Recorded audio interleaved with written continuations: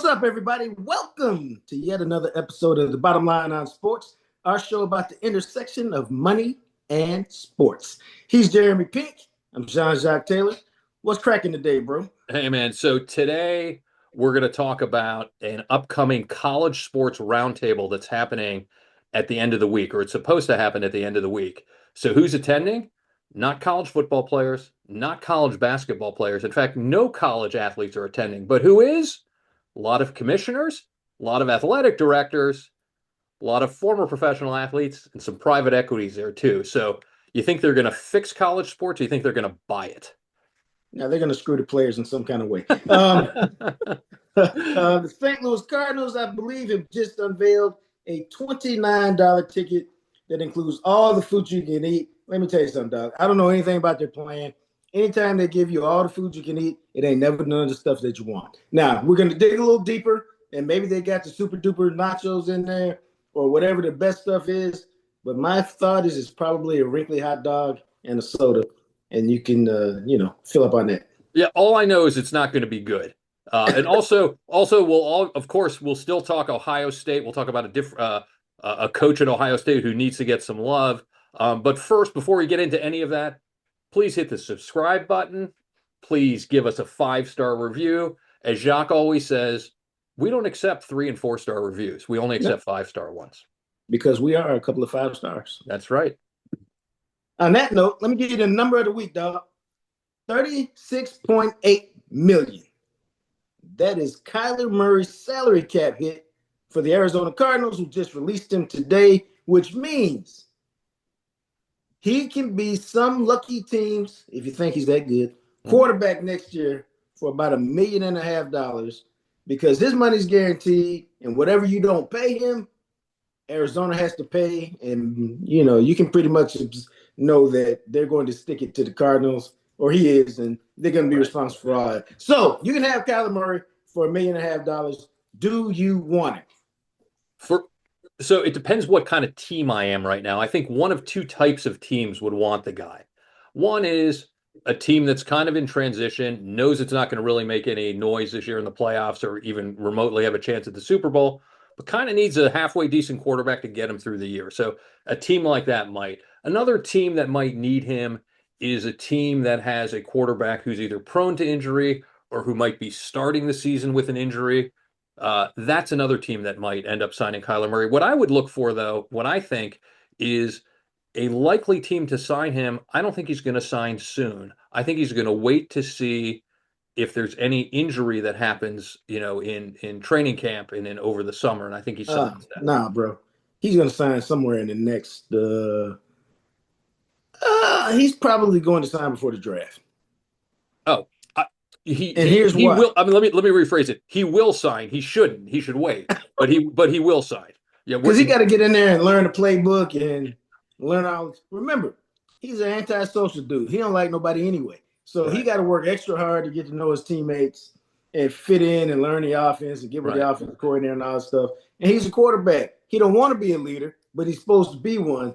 So he got to show up at least by the first mini camp because he ain't Lamar Jackson. Now, Lamar Jackson don't show up to no mini camps, but that's a one-of-one case. Yeah. So let's go through this real quick. New York Jets. He'd be a good fit there. He can go in there and play. The problem is I'm playing with the New York Jets. Yeah. I just got through playing with the Arizona Cardinals. Yeah. I'm going to suck if I play with the New York Jets. What about the 10-7 Pittsburgh Steelers? They need a quarterback. There's some talk about Aaron Rodgers coming back.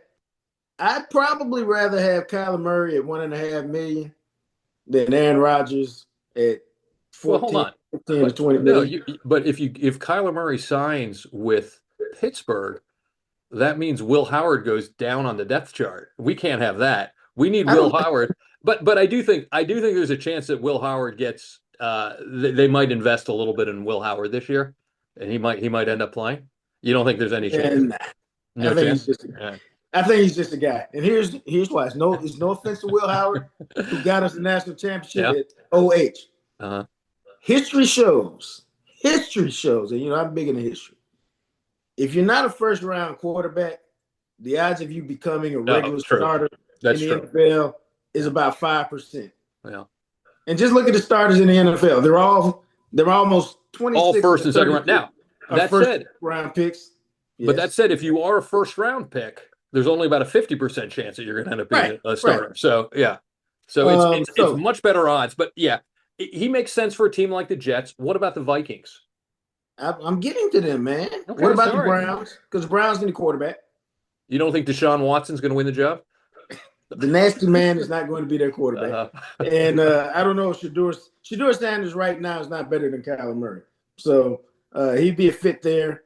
Then as you were going, as we go, I think to the NFC now, I think you're right, where I think the Vikings to me are probably the most intriguing team. You got the Eagles, Cowboys, Washington, Giants, they all got quarterbacks. The Bears, Packers, Lions all got quarterbacks. you know who I Go like ahead. him? You know who I like him for? Because I think they have one of my favorite receivers. Who that? Is Atlanta. I don't think Penix. I don't think Okay. Penix. I'm not sold on Penix. I think he could step right in there. I think Atlanta won 8 games last year in spite of themselves. You know, Now that, you know that's a what? pretty talented team. I think he's a good That, fit there. okay, here's what I'm gonna give you, bro. I would say, nah, man, you got me thinking. I think the Falcons are the most intriguing team for him to go to. But I think he's going to wind up on the Vikings. I would agree with that. But the Falcons, the problem with the Falcons is, okay, I'm the GM. You be the owner. Hey, Mr. Home Depot guy, I know we just wasted $100 million on Kirk Cousins, and he's no longer here. And I know we just spent a first round pick on Michael Penix, and we spent all that money in the first round pick on him. But I'm telling you, man, Mr. Home Depot, I really think Kyler Murray can take us over the top. And he may say, you know what, Mr. Taylor? I believe so, but you're so bad at picking quarterbacks. I'm gonna fire you and let but somebody else make that. Like, I but don't this know is if you got big enough balls to go into the Mr. Home Depot's office and all right. say, "Can I But bring I don't another think you need quarterback in to. here?" I don't think you need to. It's Arthur Blank, I think is who you're thinking of. But I don't think you need to because I think you walk into his office and say, Michael Penix is injury prone. We're Oh, not sure. We need to have a reliable backup, and we have a very good team. We need someone to throw to Drake London, who's maybe one of my top 5 favorite receivers in the NFL. And this is a no-cost solution for you. This is yeah. a This this is is why a this man was a CEO of yeah, several companies. this is a no-cost solution for you. We bring Kyler Murray in, and you can't tell me if you put Kyler Murray in that division that they don't immediately become the division favorites there. You can't tell me There that. you go. So I Okay, like I him think. there. All right. I mean, I think that's because they got Bijan Robinson. They got Drake some Drake they got London, they got Drake London. They're they bringing got the a tight end back, and he finally had a good year. Yeah, I think Falcons or Vikings is where he goes, but I think on that turf in the dome, he could be dangerous yeah. in Atlanta. Well, let's play. I mean, we're spending a lot of time on this, but let's do this as an Hey, experiment it's here. our show. We can do whatever we want. It's true. If you look at the division that the Vikings are in, you got the Bears, you got Right? the Packers, you got the Lions. So you got Jordan Love, Caleb Williams, Jared Goff, and let's say Kyler Murray is the starting quarterback. Where does he rank among the top? How would you rank the quarterbacks in that division if For Kyler me, Murray's there? he's number 4. You think so? Yeah, I mean, I like Caleb. I like Jared Goff for what they asked him to do. He's solid, and I like Jordan Love, even if a lot of people don't. I don't know why they don't. I think they think he's inconsistent, but I'm not a big Kyler Murray fan.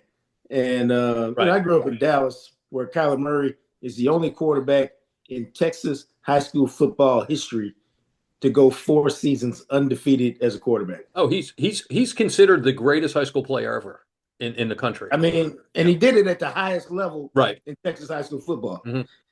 And he personally eliminated my team from the high school playoffs twice. But I just don't get down with him because as a quarterback, it's hard for me to picture a successful quarterback and leader of a team when he's just an aloof loner. It doesn't mean he's a bad person. It just means he gives you nothing that says leadership or Yeah. vibe other than his talent. Yeah. And his talent in the league has not been a difference making talent. You know, I mean, he's been okay, but you know, he ain't done nothing. I think the opportunity, the thing about the Atlanta, the Falcons, is that he will have zero expectations, literally no expectations, and he might do really well in an environment like that, as opposed to he was the number one pick. Okay. He replaced my favorite quarterback for who broke my heart. It was a Jewish quarterback who ended up not playing in the NFL, Josh Rosen. But he's the number one pick in the draft. He had a lot of pressure on him. He had he did really, he had some really amazing seasons, particularly first half of seasons. He was an amazing player, but I think he works in Atlanta. I think Atlanta is a sneaky good team. And if they put a decent I don't even think they need a decent. I think Kyler Murray, I would say, is in the top 15. He's in the top half of quarterbacks in the NFL, So probably. Argue, he's probably between 12 and 20 somewhere, or 12 and 18, right? so to flip your question around, if you put Mhm. him in the NFC South, then to me, I'd probably give Baker a slight edge, but then here he's next, and then Bryce Young is third, and And Shuck Tyler Shuck, whatever his name is, yeah. is fourth in there. So it gives you a quarterback advantage. If I were the Falcons, I like that. It's a no cost. It, What do you say? it's a no cost solution. No cost solution. I like that. Yeah. Let's move on, man. We All spent right. far too much time on the number, but All it's right. our show, and that's how we get down. That's okay. Now, I don't like these. I don't like these roundtable conversations about how to fix college football and how to fix the NIL and how to do it, because this is what it's all about, man.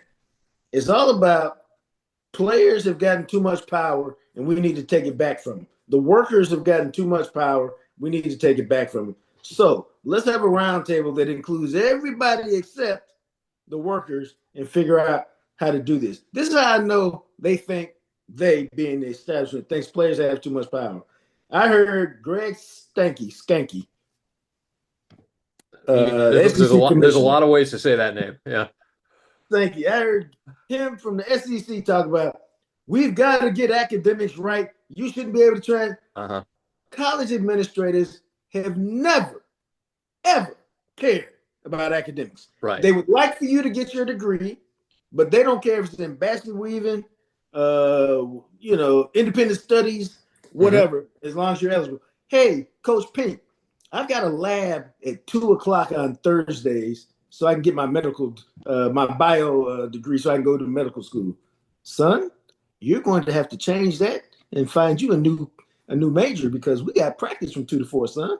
You can't be out there at labs. Right. I mean, stop it. Stop the drama, man. You don't care about you care about winning and putting money in the coffers of the athletic department and the university. Oh, so there's no doubt. I mean, I think you've got the attendees are the ADs, the commissioners like Sankey that you said.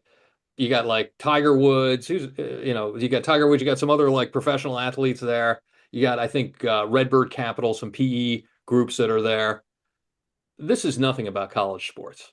No. And the fact that the players aren't there. This is about,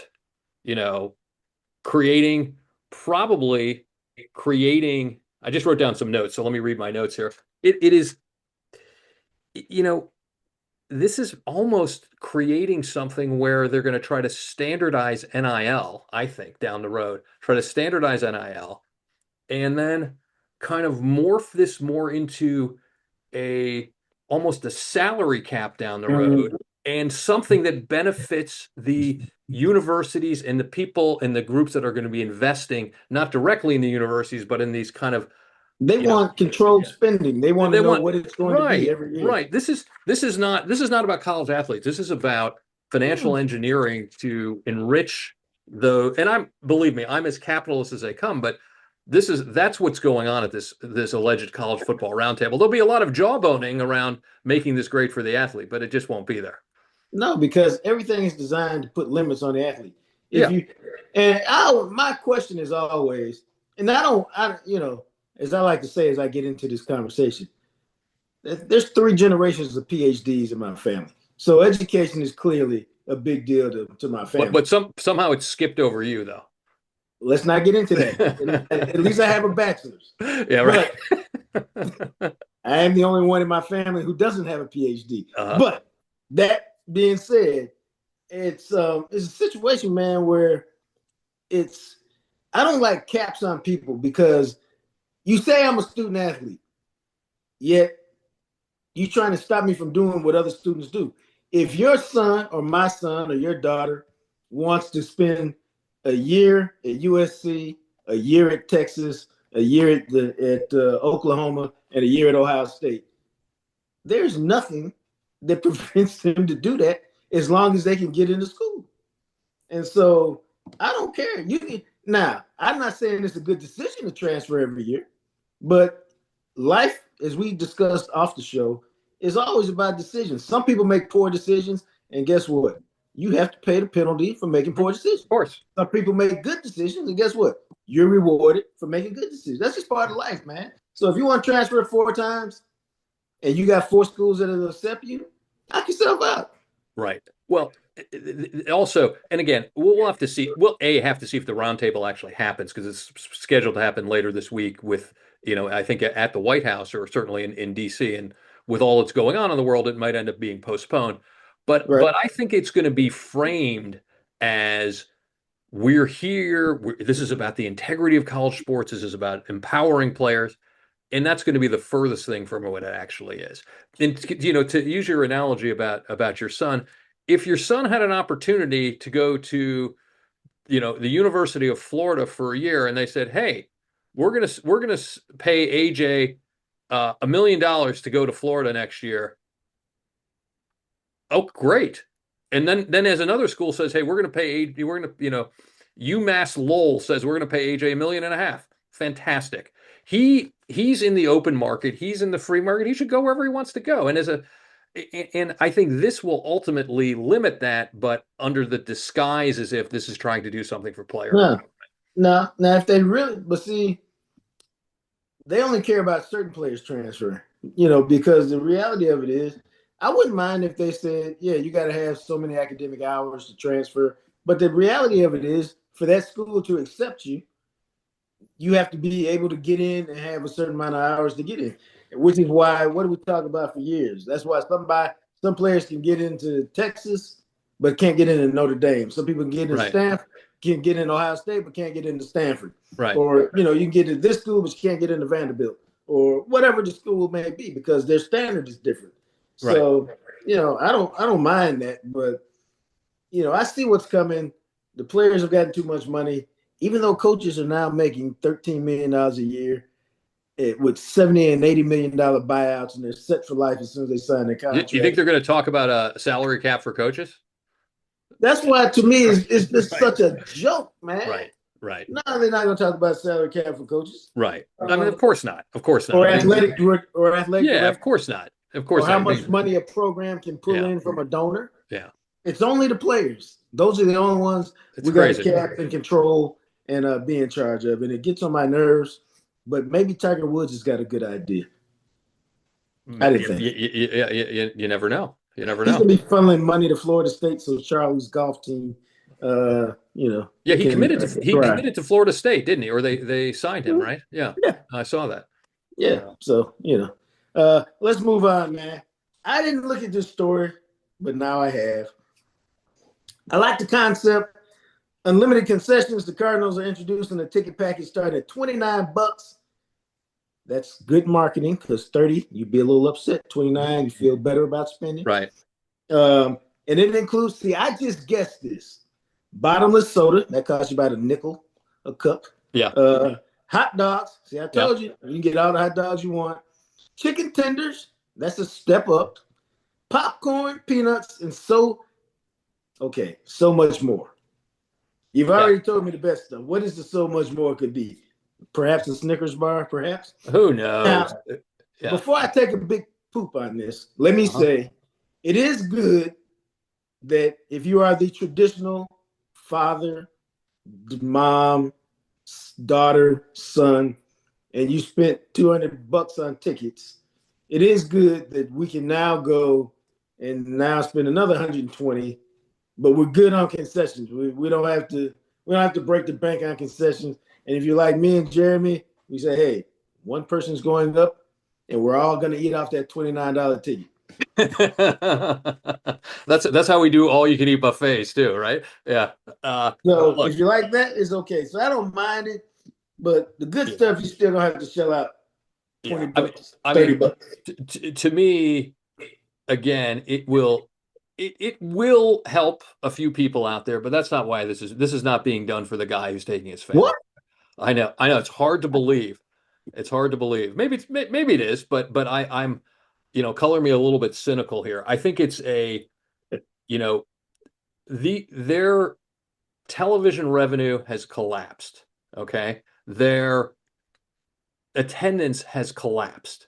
Okay. Uh, they have to figure out how do they, what do they do now? It's basically an empty seat is essentially a decaying asset for them, right? Huh.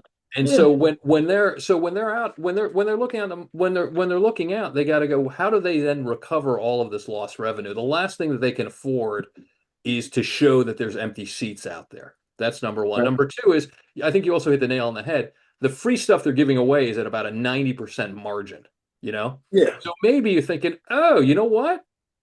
Um, so for them to give it away, it doesn't really, they're not really giving anything away, you know? Um, right.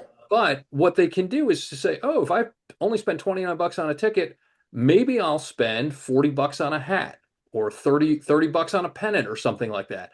So what they can do is they can go, aha, look, our attendance is up, our sales of merchandise is up. Look at how much everybody is into this new, into our team now. And that they can use that as a catalyst to try to get, additional revenue down the road for TV, but for television contracts, and also really to, they just can't afford to have an empty seat. That's an interesting theory, man. I read something a few weeks ago, perhaps a couple months ago, about Trader Joe. You familiar with Trader Joe? Of course. And Trader Joe's got this $2 wine, and they take a beating on this $2 wine. You know what it's called? The What's nickname it for it? called? It's What is called it? $2 Chuck. So they take a beating on $2 Chuck. Yeah. But I read this article, and the article said, "Who cares?" Because so many people come in for $2 Chuck and leave with $80 worth of other stuff Hmm. that we've marked up Yeah. to our regular Yeah. margin, and we just use the $2 Chuck to get them in the store. And Yeah. A loss. It's they're a not loss. just going to buy that. Yeah, it's a loss. It's a loss leader strategy. Yeah, But it's become. But the interesting thing about $2 Chuck, as an aside, it's become sort of a symbol for something else, which is that most people can't taste any difference between most wines. You know, I believe and that. $2 Chuck, you could serve $2 Chuck, it's totally fine. The wines there. But the other thing I was looking at is one thing I was thinking about with this particular story is that the resale, if you look at their tickets on the secondary market, and you Right. look at a lot of these baseball tickets, they're going for like $5-10. They also can't afford to have that out there, that nobody's valuing these tickets. So I think this is just sort of, this is just sort of an overall catalyst that I actually think it's a deeper issue with baseball in general. I think it reflects the fact that regular season attendance, with the exception of some of the bigger teams, is way down. Um, Television revenue is way down because of the collapse of the regional sports network. So that's a huge driver of revenue for these teams. Right. I think I think it's a pretty smart strategy, but I think it's a strategy born out of, you know, desperation or concern that, oh my gosh, if they continue to have that, what appears to be a downward spiral of fewer fans, low prices of tickets in the secondary market, a collapse in television revenue, declining concession stand, sales. Uh, Right. I think it's a volatile mix for the teams. The other thing too, and this is my, conspiratorial nature, is you're going to get a little band on your wrist, Right. they're going to be able to track what you buy. They're going to be able to track what you're doing. They're going to have pretty good data and insight into, I think, what, a consumer might buy at a game. Right. And I think that's useful for them. I think they'll gather some data. I think the whole thing will be very, very useful for them. So I'm, you know, I take your point that $29 for all you can eat to take a kid to the game probably is a really good value for a lot of people now. I certainly don't doubt that. I do think there's a much bigger issue that this is Well, masking a much bigger problem. well, that's why they got all the alternate uniforms now. Baseball used to be all traditional. We Hmm. got one or two, and maybe some of us have an alternate uniform. But now, we've got these special edition uniforms on Friday. The Rangers got their regular 2 or 3 uniforms they wear. Then they've got City Edition, I think, Yeah. that they wear on Friday nights. They got No, I another didn't. one that they wear on Sunday home games, Uh-huh. which is the powder blues from like the 70s. Oh, those are great. And then they've got their usual 3 tops and 3 bottoms that make 6 different uniforms. And so everybody's Oregon, and it comes to sports, but it's all what I need you to find a uniform that you like that you'll spend money on to wear, That's right. and you That's right. got 9 options to pick it out. Now the only uniform that I'll buy The is Cincinnati Reds. well, no, okay. One of the only throwback uniforms. There's 2 throwback uniforms that I would buy. Okay. One is a J.R. Richard Houston Astros, Wow. one of those, rainbow striped jerseys that Right, were they were so ugly they were great. If you don't know that, yes, it's like I guess that was probably late 70s, early 80s. We're just right. and then the second thing would be, the Pittsburgh Pirates brown caps with yellow piping around it. You know that Willie Stargell used to wear? The We Are Family Yeah, hats. Willie Stargell, Dave Parker, Rennie Stennett, that whole team. You know, Yeah. that those are some great throwback uniforms. I also like the old yellow and brown San Diego Padres uniform. That if you remember those, they're just so bad that they're good. Those are the types of uniforms that I like. None of these throwback blue. Yeah, the Rangers uniforms were nice. Those blue powder blue uniforms years ago. Yeah, Yeah, yeah, they don't look bad. I yeah. hate their City Edition uniforms. That's one of the worst looks. They look like I mean, they make you look like a beer league softball team, but it makes you look like a bad beer league softball team, Right. not even a good one. So I can't stand them. I don't get them, and they're oh my god, they're terrible. Uh, but it be what it be. Moving on, we don't like to leave the show without a little Ohio State Got to football talk talk. Buckeyes. Yeah.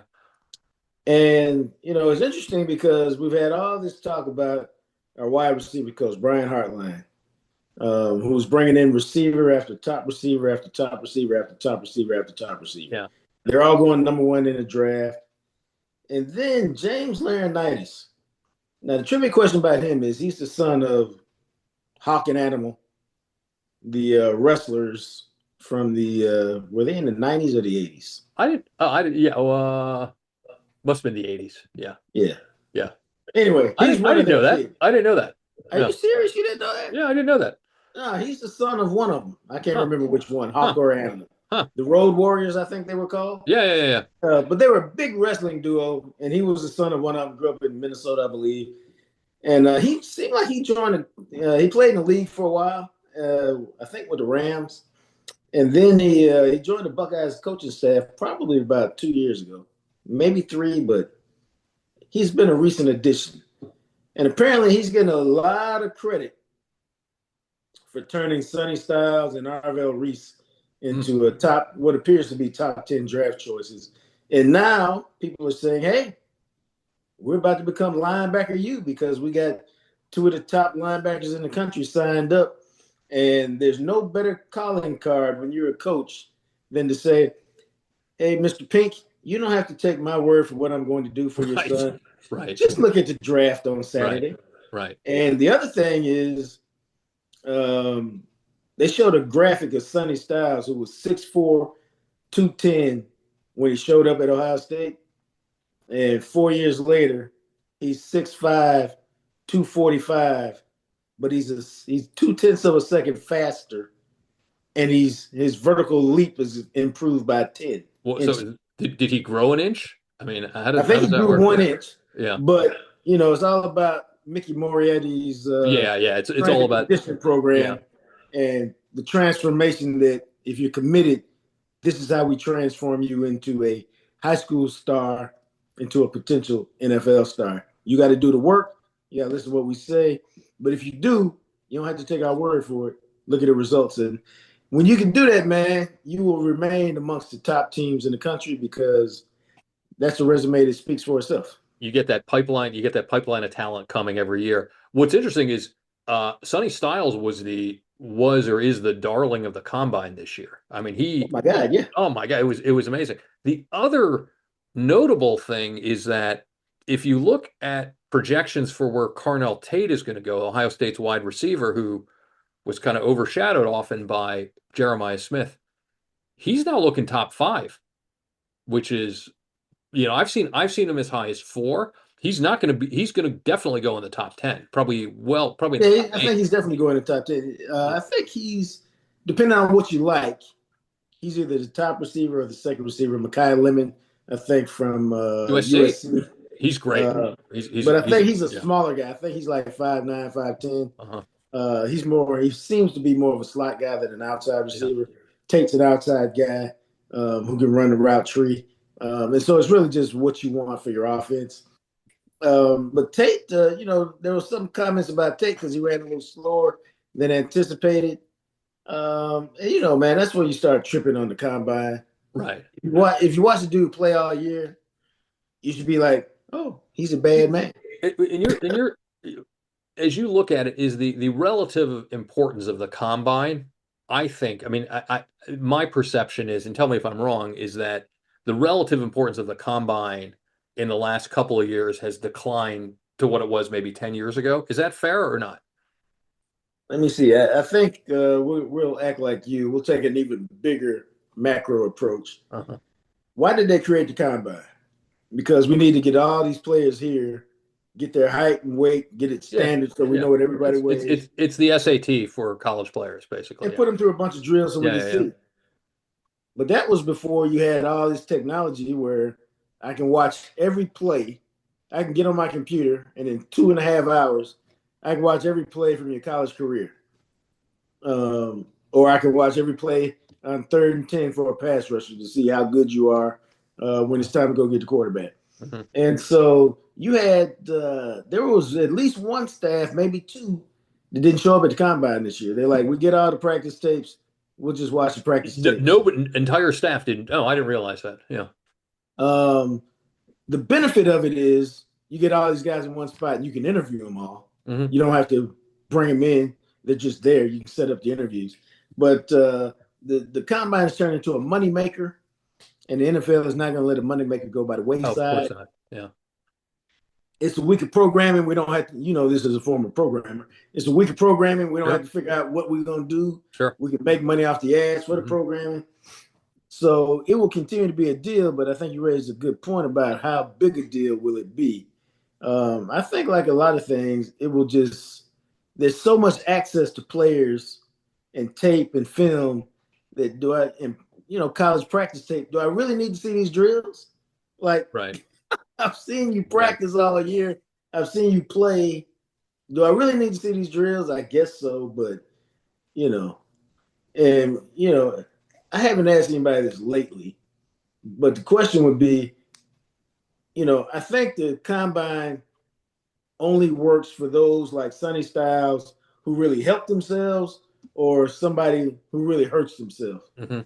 I don't. If you just go up and do standard, I don't think anybody cares. It's Right. only if you only if you have a superior performance or an abject performance Mhm. do people care. Otherwise, it's okay, it's pretty good. But you know what surprised me? Well, I didn't watch much of the combine coverage, but just reading about it and looking at it, there are so few SEC players who are even being considered for top 10, 15 draft Yeah, spots. I Yeah. haven't paid much attention to it. Yeah, it's like there's like a Uh, lot of there's Big Ten, there's Miami, I think Notre Dame's, I think Jeremiah Love's, considered a top 10 pick. Uh, there's like a couple of Big 12, players. There's nobody from the SEC, which I I think not which is amazing if you look at drafts, as previous. recently as, 6, 7 years ago. If we keep it real, man, um, the SEC was solid this year, but it wasn't what they think it is if you're in Right. the SEC. Right. And it's certainly, and again, yeah, they had some really good teams, but they didn't have, anybody want to sit there and tell you, oh, you can't compete in the SEC. You got to go to Kentucky at night. Man, shut up. You know what I'm saying? Oh, boy, Right. those cowboy Yeah. bells at Mississippi State. That's not like going everywhere else. Yeah. Florida, The, woo, boy, you don't want to go to the swamp. Womp, womp. the Big Ten, the Big Ten's better now. It just is, and that's because of Uh, NIL. The Big Ten's better. well, yeah, I mean, I think if you were just saying it, you would put Ohio State for this year. You put Ohio State, Indiana, and Oregon up against anybody, and um, I think, and this is good and bad, but it's necessary. I think Penn State with Matt Cook will be really good because why? They'll play the game the way you're supposed to play, and they got enough money to get good players and enough Yeah. brand to Yeah. get and he'll have them play the way they're supposed to play, Uh-huh. which James Franklin did up until the last couple of years. Uh-huh. And so there'll be a tough out and a tough game every year, like they in general, like they have been for the most part. But Yeah. he'll get them back to there. And I like it when USC is good. And USC went and hired Gary Patterson to be their defense coordinator. Yeah. He was a defensive coordinator at TCU when TCU was a really good team for 20 years. And here's what you know. They'll be good on defense. And the only problem they've ever had was defense. And the thing about Gary Patterson is he don't need no 5 stars. He built that whole TCU defense Yeah. on taking guys. He would take a 2-star defensive end and say, hey, we're going to redshirt you and I'm going to teach you this position. And then you look up and they got 11 seniors playing defense who don't make mental mistakes. Right. And, whatever. So he'll get that defense fixed with Lincoln Riley's offense. They'll be good again. And all of a sudden, that's you got USC, you got Oregon, you got Ohio State, you got Indiana. Kyle Whittingham will be good for Michigan. They'll suck this year because it's, in my opinion, too much turmoil for this year. There's too much garbage around them. But you got 5 or 6. I think you have 5 or 6 teams that are going to be very decent. What's going to be? It's going to. You don't believe in Indiana, so you want to see if they can do it again. Yeah, I think Indiana is I mean, they had a great season last year, but Indiana's probably a 3-loss team without Mendoza, I think. But which is fine. I mean, I think that shows you that he was a valuable quarterback in college football. What I think I'm going to be torn this year because I think USC is going to be really good, and that when USC plays Ohio State in November on Parents' Weekend, when I'm going to be there watching the game, my daughter's senior year of college, I'm going to be. I'm not sure who I'm. I mean, it's going to be a very difficult day for me because I think that USC, if they beat Ohio State, that'll probably put them over the top to make the college football playoff. And if Ohio State doesn't beat USC, I think they might not make the college football playoff. So I think that's going to be a tricky game for me to watch. But I'll still pull for Ohio State. Even in front of my daughter and her 800 friends, I'll still pull for Ohio State. Yeah. So no, it's it's going to be a fun college football year. I hadn't thought much about that SEC conversation. Now I'm curious. I got to go look it up and see where. Yeah, I just looked at it quickly today. There was there was nobody in the top 10 that I saw in most of the mock drafts from the SEC, which is shocking because it used to be like there used to be 10 players from Georgia in the top 10. So. Hey man, NIL has affected everybody, man. Absolutely, spread the wealth, and it's a new look in college football.